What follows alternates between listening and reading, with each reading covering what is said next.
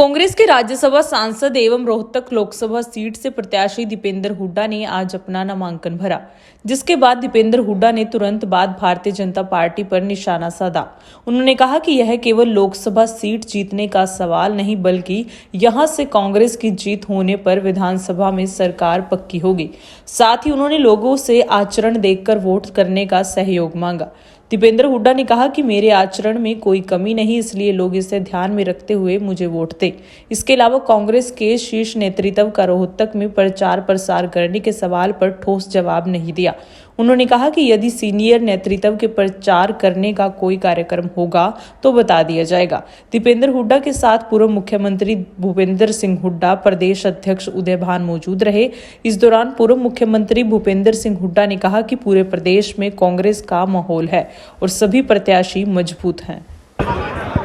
हमें विश्वास है कि रोहतक से लोगों का आशीर्वाद मिलेगा और कांग्रेस पार्टी के उम्मीदवार के रूप में लोगों के आशीर्वाद से यहाँ पर एक बड़े बहुमत से कांग्रेस पार्टी जीतेगी।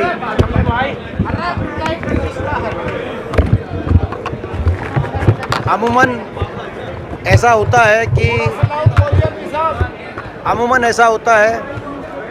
कि जो विपक्षी किसी पार्टी का उम्मीदवार होता है वो ये कहता है कि मैं ये करूँगा, और सत्ता दल वाला उम्मीदवार ये बताता है ये मैंने किया।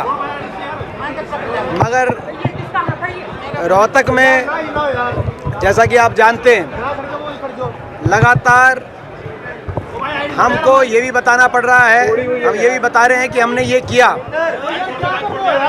जब यहाँ से बतौर सांसद लोगों ने मुझे मौका दिया था तो रोहतक को आगे लेके जाने के लिए क्या किया वो भी हम ही बता रहे हैं, और आगे क्या करेंगे वो भी हम ही बता रहे हैं। और यहाँ के जो भाजपा उम्मीदवार हैं जो सांसद थे 5 साल तक, वो क्या उन्होंने 5 साल में किया इस बारे में कुछ बता नहीं पा रहे। आपको याद होगा लगातार पिछले कई महीनों से आपके बीच में मैंने पूरा ये रिपोर्ट कार्ड जारी किया कि हमने जब यहाँ से मुझे मौका मिला था बतौर सांसद तो क्या सब किया था। उदाहरण के तौर पे जब मेरा कार्यकाल रहा बतौर सांसद, रोहतक में 250 से ज़्यादा नए सरकारी शैक्षणिक संस्थान स्थापित किए गए थे रोहतक लोकसभा क्षेत्र में, जिसमें IIM, IIT, AIIMS, FDDI, footwear design development institute of hotel management, universities, colleges इत्यादि 250 से ज़्यादा सरकारी संस्थान, जिसमें लगभग 200 के करीब स्कूल हैं और 50 उच्च शिक्षा के संस्थान। इसी प्रकार से एम्स, नेशनल कैंसर इंस्टीट्यूट, एक हेल्थ यूनिवर्सिटी, 4 नए सुपर स्पेशलिटी के साथ 68 रोहतक लोकसभा क्षेत्र में उस समय अस्पताल, PHC, CHC ग्रामीण स्तर के और कस्बों के अस्पताल स्थापित करवाने का काम मैंने करवाया था। 2 थर्मल के बिजली की पूर्ति के लिए 2 थर्मल के कारखाने उस समय लगाए गए, स्थापित किए गए थे झज्जर में।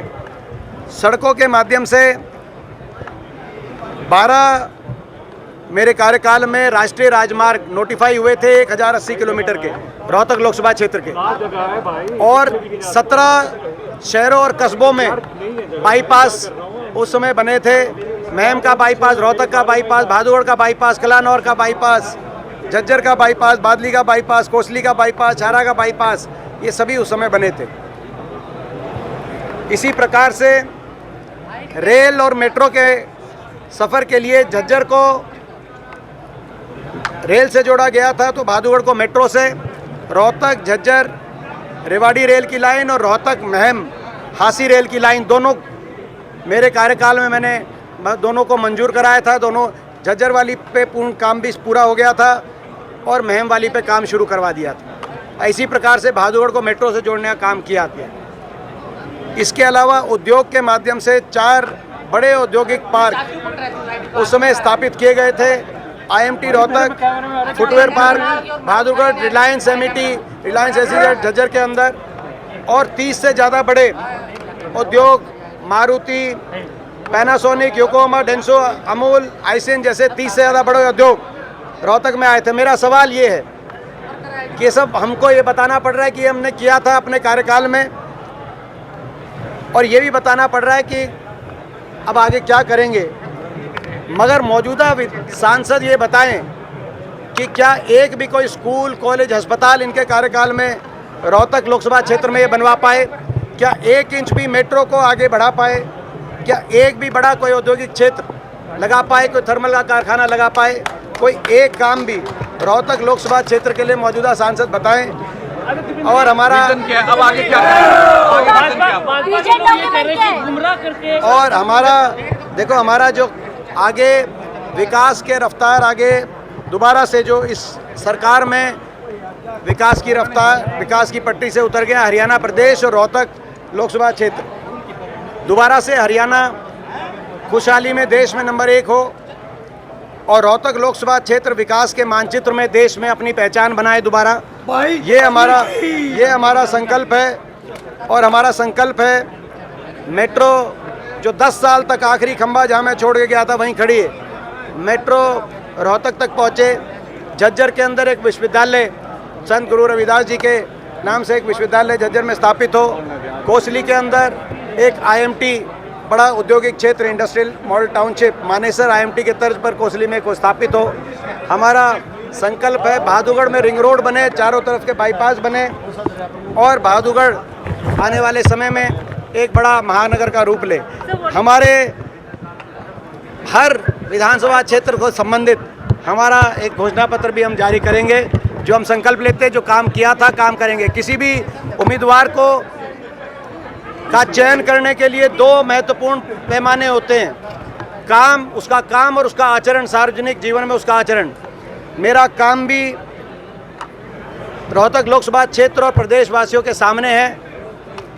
मेरा इन वर्षों में आचरण भी लोगों के सामने है। मैं रोहतक लोकसभा क्षेत्र के अपने सभी मतदाताओं से मैं कहना चाहता हूं, अगर काम और आचरण की कसौटी पे अगर मैं उनकी आत्मा गवाही दे कि मैं खरा उतरा हूं, तो वो मेरा साथ दें। आने वाले समय में मैं उनका मान सम्मान देश में बढ़ाने का काम करूंगा।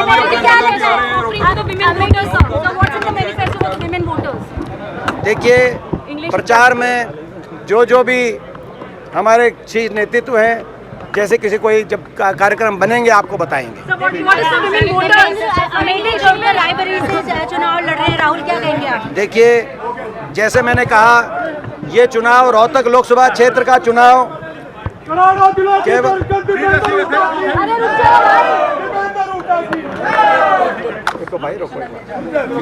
ये चुनाव रोहतक लोकसभा क्षेत्र का चुनाव केवल एक सांसद बनाने का ही चुनाव साबित नहीं होगा। ये सांसद बनाने का ही चुनाव साबित नहीं होगा, ये हरियाणा में बदलाव लाने का भी चुनाव साबित होगा। रोहतक लोकसभा क्षेत्र से जिस दिन यहाँ से लोगों के आशीर्वाद से बड़े बहुमत से हम जीतेंगे, उसी दिन हरियाणा की अगली सरकार की नींव रोहतक चुनाव के नतीजे से रखने का काम रोहतक के लोग करेंगे। क्या आपकी जीत हो सकती है तो वापस लाएंगे? हरियाणा में कितनी सीटें आएंगी? हरियाणा के अंदर ना सिर्फ रोहतक बल्कि 10 की 10 सीट कांग्रेस गठबंधन जीतेगा। जो हरियाणा का माहौल बना है आज, आप सब उसके साक्ष्य गवाह हैं। हरियाणा के अंदर लोग बदलाव चाहते हैं, सरकार से दुखी हैं। भाजपा ने भी लोगों की नाराज़गी को भांपते हुए ऐन चुनाव से पहले अपना मुख्यमंत्री और उप मुख्यमंत्री के चेहरे बदले। लेकिन भाजपा अब क्या चेहरे बदलेगी? अब तो ये जनता है, जनता सरकार बदलेगी और 10 की 10 सीट कांग्रेस का गठबंधन हरियाणा में जीतेगा। कल मैं देख रहा था कि कल जो नामांकन हुआ उसमें जो यहाँ के हमारे सांसद थे, जिन्होंने 5 साल तक ना लोगों के बीच में गए और ना ही कुछ किया, उन्होंने उम्मीदवार के रूप में राजनाथ सिंह जी के आगे कहा कि यहाँ सैनिक स्कूल स्थापित किया जाए। लेकिन उनसे क्या उम्मीद की जाए जिन्होंने सैनिकों को ही अग्निवीर बना दिया। देश के सैनिकों को ही अग्निवीर बनाने के बाद जले आप पे नमक छिड़कने का काम करते हुए यहाँ के उम्मीदवार ने 5 साल के बाद क्षेत्र की एक बात उठाई तो ये उठाई कि यहाँ सैनिक स्कूल बनाया जाए। ये अच्छा माहौल है और जन समर्थन मिल रहा है, भारी बहुमत से इनकी विजयी होगी। आप और जगह भी नॉमिनेशन करा के आए गए हैं, सब जगह मैं कह सकता हूँ जो समर्थन कांग्रेस को मिल रहा है, जिस प्रकार से हमारे मजबूत कैंडिडेट उतरे हैं, कांग्रेस के पक्ष में स्वीप होगा। अच्छा, हरियाणा में घूम रहे सर, किस तरह का माहौल लग रहा है आपको? बताया तो अभी स्वीप होगा कांग्रेस के हक में, अभी तो बताया है कांग्रेस के हक में स्वीप होगा, इतना जन समर्थन मिल रहा है।